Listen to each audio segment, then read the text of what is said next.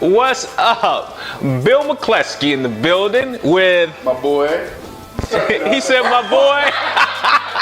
Just be smooth. Can't stop till I won't stop till I can't stop till I won't stop till I can't stop till I won't stop till I. Yo, we got the hottest podcast in the nation. TechDontSleep.com. Follow us today. Can't stop till I won't stop till I ain't no Chico. Just be smooth. Can't stop till I won't stop till I can't stop till I won't stop till I can't stop till I won't stop till I ain't no Chico. Just be smooth. Welcome to Tech Don't Sleep Podcast. It's your boy in the building, Bill McCleskey. Oh wow, in the building. Yes, with Anastacia McCleskey. Hi. We actually happen to have the same last name, and that's because we have the same parents. This is my sister, and so I'm excited to talk to Anastacia McCleskey. By the way, guys, this podcast is in place to help you as an entrepreneur or business owner bridge the gap between you, your brand, and technology, and help you grow your business using technology. So that's what we're all about. And listen, Stacy, affectionately known as Stacy. Yes, that is me. Can you see with the sunglasses? Okay. I wanted to have you on the podcast because you are a very accomplished performer. Oh, thank you. I mean, you are. So I just want to talk real quick. I want to let people know who you are, what you've done. I always tell people you're a Broadway actress, but you've done Broadway for years, TV, voiceover work. So let's just talk about real quick about your career, or what they call it, discography or something. I mean, I haven't heard that word in a minute. I usually refer to that like in the commercial music side, discography. But Okay. But talk about, because you went to AMDA in Manhattan, and then after graduating from AMDA, what happened then? I graduated from AMDA in 2004, and right before I graduated, I booked my first Broadway show, my first Broadway tour, which was Hairspray, the musical. Yeah. And I was 19, so I graduated, and about 2.5 weeks later, I went out and met the tour. I think they were in Minneapolis, Minnesota. Went out there and learned the show in about 2 weeks. At the time, I was a swing when I started, which means you cover, like, I covered 4 people in the ensemble and one of the leads. And it was I was excited. I was young. I had just learned a plethora of information about the industry, and I was ready to use it. And then I became one of the roles in the show after 4 months of being out there, and I stayed on tour for about almost 2 years. With Hairspray? With Hairspray. Yeah. So after Hairspray, you've done a series of Broadway shows. I don't want to even try to name them all, but I know you've been in Book of Mormon and Hair and Priscilla, Queen of the Desert, and Tarzan, okay. Violet, Waitress, which I'm going back to next week. Cool. Wait, so you're back in Waitress now? So yeah, so Waitress is coming back to Broadway. Yeah. And for like a limited run, so I'm gonna help them open it. And then I'm going to do another Broadway show that I was actually slotted to do when the shutdown happened last March, which is called Carolina Change. Okay. Yeah. No, cool. So I really want to touch on, because from my perspective, you're an entrepreneur. I know when you book these shows, you got to audition, you got to do all this stuff. But to me, you're like a contractor or an entrepreneur who's out there looking for gigs or looking for clients, so to speak. And I know you had to, go through a ton of auditions sometimes to book one gig or one show, and you may have a 6-month or a 12-month contract, right? But I want to talk about what happened when the pandemic hit and last spring, right? And how that impacted your career, and then what you were able to do, I guess, virtually as a performer then as well. Yeah, so the shutdown, like I said, I was going to open Carolina Change. We were actually getting ready to do our invited dress. So before previews and opening, you do like an invited dress for the industry, for friends and family. And then the shutdown hit. So initially I was like, oh, wow, 4 weeks off. Because I haven't really slept since I was 19. I mean, like I always tell people in my career, it is very specific and different from a lot of people I know, because I work consistently and I'm very grateful for that. But literally I've been moving nonstop. So I was like, oh my gosh. And the whole world was stopping. Yeah. So it wasn't like I was going to miss out on anything. But then after April 12th, they decided to shut down Broadway and pretty much most of the entertainment industry indefinitely. And a lot of people in other industries as well were hit very hard. And so I took the time to do a lot of introspective work, but at the same time I was like, how can I create art still? So I painted a lot, painted my house and wallpapered my bathroom. At the same time, me and my best friends, we decided to put on a few shows to start a production company. And what was happening was in the theater, in-person shows, or what were y'all doing? No, so virtually. So okay. The theater world started to figure out, okay, we want to do readings or workshops or labs, but how can we do that? And Zoom was, I had never heard of Zoom before the shutdown. Yeah. So Zoom was, new to me. What is it? Google Meetup or Google whatever? Google Meet. Google Meet. That was new to me. But there was this company called Stage It, and with Stage It, you could stream a show, and people could buy tickets, and they wouldn't be like the astronomical prices of Broadway, but $10, $20. And what we decided to do was attach a charity to it. So we decided to put on concerts. We started there. So me, my best friend Jackie, and this girl named Ashley Spencer, we were the three original divas, and Priscilla, Queen of the Desert.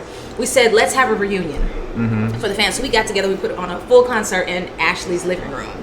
We had a piano player, because they have a piano at their house, and a full show. Mashups and everything. We streamed it, and I think we sold about 100 tickets. Wow. So y'all did a full concert in her living room. In her living room. Yeah, I think I bought a ticket. Yeah, I think somebody bought a ticket for me. I remember seeing that. Yeah. But it was really cool because we streamed it with Stage It, and what was really cool too with that, and then other concerts that we did thereafter. As a performer, we are independent contractors and we are entrepreneurs because we're constantly marketing ourselves and trying to branding ourselves. But you had to learn a lot about the technical side of everything, from sound to lighting to, how to sell tickets, how to stream it, where we put this person over here or whatever. It's a whole production. It's a whole production. Yeah. And usually, when you go into a show or you're shooting a TV show, you don't worry about that. You worry about your character, the character development, the script, and that's it, So learning that side of it, and a lot of performing arts schools, they teach mass media, which that side of it. But as an actor, if you don't have to tap into it, you've never had. Yeah. So I think that was a plus for me of the pandemic. Then on top of which, a lot of theater companies or a lot of shows were doing, I was doing a lot of plays or musicals. I didn't do any musicals, but plays where they would send me these huge boxes. I just finished this one play for Hartford Stages. I think that's in Connecticut. And they sent me 2 big boxes of 2 huge lights, a full backdrop, computer, cell phone to have the camera, and then I could see my cast, and I could have my script on my computer, and microphone and everything. And so they send you a pack and you have to set it all up and everything, and then you have a tech person come in on Zoom and make sure sound and lighting, everything looks good, and then you start rehearsals for 2 weeks and do a show. And that's just for rehearsals? That's for rehearsals and production. And so then we have rehearsals and then we shoot it in that virtually. Wow. And that play will stream in September.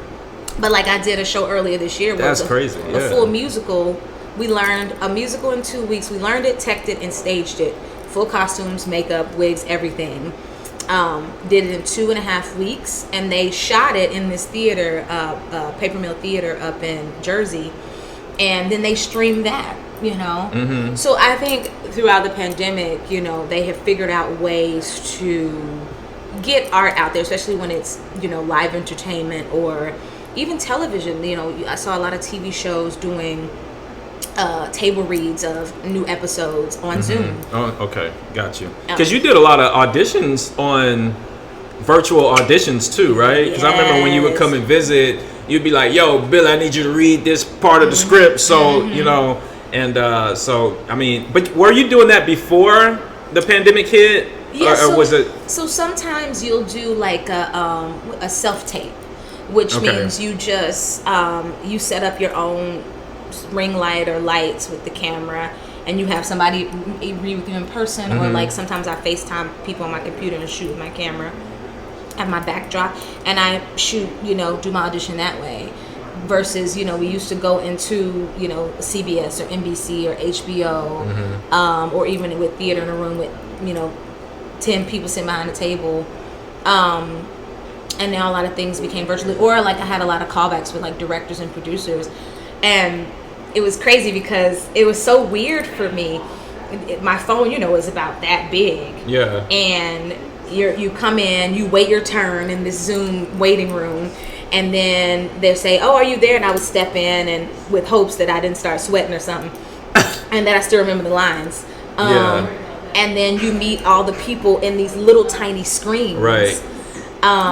Like you're at the Muppet Show or something. Yeah. Yeah. And then you do an audition with somebody you've never met, but these other people can see you. But then I'm always like, are they paying attention? Because even in rooms, when I've been in rooms, folks, will be like, and I'm like, y'all don't even care. So I don't know, if you at the house, your feet are propped up, you eating snacks. In pajamas. Right. Like, probably having no a cocktail drawers on. Right. Scratching. God, no. Passing gas and stuff, but Woo. No, I think that's cool though. I mean, just learning how to adapt based on what's thrown at us, through this pandemic. And then we'll take some of those, things that we had to do and use in terms of technology and probably streamline that on post-pandemic as well. Yeah. Because we found out that, hey, it's more productive, it's more efficient. And that's a takeaway, like I think for a lot of entrepreneurs, like find out what's working or what you had to do through this pandemic and how it actually creates more productivity or efficiency in your business or whatever you're trying to achieve. So what's up next for you? I know you said you're going back, you're doing waitress, right? I'm doing waitress. And then are you doing more TV or, so tell us what TV shows you've been on. I've been on Daredevil on Netflix. It's a very small part. But I'm a reoccurring on The Good Fight on CBS. I play a woman named Opal, Associate Opal. And on New Amsterdam on NBC, I play Dr. Felicia Elder. You play who? Dr. Felicia Elder. Oh, okay. You projected. Okay. I know if you needed some training on your projection. It's dry in here. But do you want to do more TV or you want to? Oh yeah, I mean, I love the theater. I think that's where my roots are. But I definitely want to do more TV. I always say theater is where you become great at your art, your craft. TV is where you make money, and movies are where you become famous. Yeah, that's what Denzel Washington said. Oh, he said something like that. He said that he goes back to theater sometimes to kind of tweak or work on his chops, and then he'll go back to doing movies and stuff like that. Because in movies, I mean, you have a great editor and director, you can't go wrong. But if you don't, you can tell that some people can't act. But in theater, you can't fake it. Yeah, theater, you exactly. Can't fake it. If you get on the train, it starts, boom, we're gone. And if you are terrible, we are all gonna know. Can you tell us right quick too, and then we'll wrap this up because we're actually gonna go, guys, down. She's a Broadway actress, but we're gonna go to Broadway in Nashville, and we're gonna talk to our incredibly intelligent tourist of Nashville and see how much they know about technology. This is always fun. We've done this before. Okay. But I want you to talk real quick about in Broadway, because you said like in theater you can't fake it, right? So when you guys rehearse, can you talk about the regimen, that it takes from start to showtime or show date? Like what you guys go through and the hours that you put in and all that type of stuff, the discipline or whatever. Yeah, in theater, it takes a lot of work. I think it's more so emotional and mental. The physical, yes, but you sacrifice a lot because the schedule is very rigorous. We start rehearsals next week, and I can only imagine that we're probably going to go 10 to 6, where we get a dinner break. We get breaks in between, so like 20 to 10 minute breaks. You have a dinner break, and we'll vote on that the first day of rehearsal. If it's going to be an hour and a half, most time we all choose an hour because we want to get out of there and get home to our families. And then once you in rehearsals, I think since the pandemic hit, our union, because we would rehearse 6 days a week. I think we're going to go to rehearsing 5 days a week now. After you rehearse, you go into tech and tech could work like 10 to 6, or you can come in at noon and go to 11 o'clock that night. And tech is when the technical team is working with the lighting and the sound. Yeah, you have the lighting department, to sound department, hair, makeup, Okay. wardrobe, director. Everybody is in you move into the theater, and it's like it moves very slow because every scene and every moment has to be right. Making sure if there's automation and all that good stuff. And then you go into previews. And this is where it gets really tricky because during previews, you're still teching during the day and doing a show at night. So your whole day is consumed with whatever that project And what is previews? Is when like the PR folks come out or something? Yeah, sometimes you have press. But it's when they're still changing the show. So the show isn't frozen yet. It's not set. And that's why we have the rehearsal and teching during the day to say, oh, that didn't work. Let's run this tomorrow. Gotcha. And sometimes they do dry tech where they don't need actors. They just need the stage. And then you have opening night, which is always exciting because, that's when the people that we all love, we come to the show, our agents, press, and we give each other gifts. That's a thing. Another tradition is they used to call it the gypsy robe, but that was not politically correct and kind of degrading, but it's called the something robe now, legacy robe, which basically the person who has the most credits in the ensemble will get a legacy robe, and it'll have patches on it from different shows that it's gone around to, and then they'll like bless the dressing rooms and the theater and the stage, so the run will be full and whole and positive and be successful. Which I've been lucky enough to get once in my career, but and then you add your patch for your show and pass it on to the next opening. And then you have a party. And then the show is open. And you get your days back, but you go to work at night. So then once everything is open, I probably work for about 2 hours and 45 minutes a day. When you're performing. When I'm performing, Yeah. And then if I'm doing something like shooting a TV show as well, which I have had that where I be shooting, and that's when it's like, I'm waking up at 4 a.m. to get in a car by 5 to drive me like to Brooklyn to shoot, and then get done by like 4, and then get on the train, go to the theater in Midtown. Wow. Which is exciting. But one thing I will say I've learned from the pandemic is to like pace myself and take that stillness and ease and peace back into as the industry starts to open back up. No, that's good. That's good. That's a good takeaway. So pace yourself, commit to the grind, and recognize. Listen to your body. Listen to your mind and your body. And drink water. Drink a lot of water. You know what I mean? No, this is good. All right. Well, I appreciate you coming in and appreciate the takeaways. And I'm excited. I know folks I tell people about you all the time, and people say, "Oh man, your sisters are on Broadway." Is that what they sound like? Yeah, exactly how they sound. Sisters? And they say, "What show is she in now?" I'm like, I don't know. You know what I'm saying? But now I can tell them. You're in Waitress. So y'all follow Anastacia McCleskey. She is on Instagram, I know. Instagram. Oh yeah, and if you see this before August 12th and you're in New York City, I have my own solo show coming up August 12th at 9:45 p.m. at 54 Below. You can go to TodayTix and get tickets, or you can go to 54below.com and get tickets and use the code Anastacia, not with an S, with a C, 35. And no, I'm not 35. I'm older, but I look like this. Anyway. So, and so this show on August 12th is your first solo show, right? Or is it your first? It's your second show in New York. Okay, cool. Yeah, we'll make sure we pump that up and let folks know. If y'all in New York in that area, make sure you go check out that show. And follow you on Instagram, right? What's your handle? Anastacia MCC Official. Okay. Yeah, we'll post it in the description. How about that? You know what I'm saying? It's a lot. But that's the handle. I'm just saying. Okay. And you're on Facebook too, right? I am, but Okay. So follow on IG. So you can. And I'm on TikTok, like with the kids. Okay, she's on TikTok and she has a dog named Flower, which our father names Flowers, but it's Flower, singular. So make sure that you follow what she's doing, okay? Because you always post what you're doing and what shows you're in and stuff like that. Yeah. You don't tell me. Because one time I was like online and somebody else took a picture of their TV and I was like, dang, Stacey was in the show. I tell you stuff. Yeah, sometimes. Oh. Yeah. You and your feelings about it? No, not at all. I got over it. All right, guys. We'll see y'all next time. Holla. Peace. Tech don't sleep. Yeah. Tech Don't Sleep. Peace. Y'all need a theme song. We have one. Just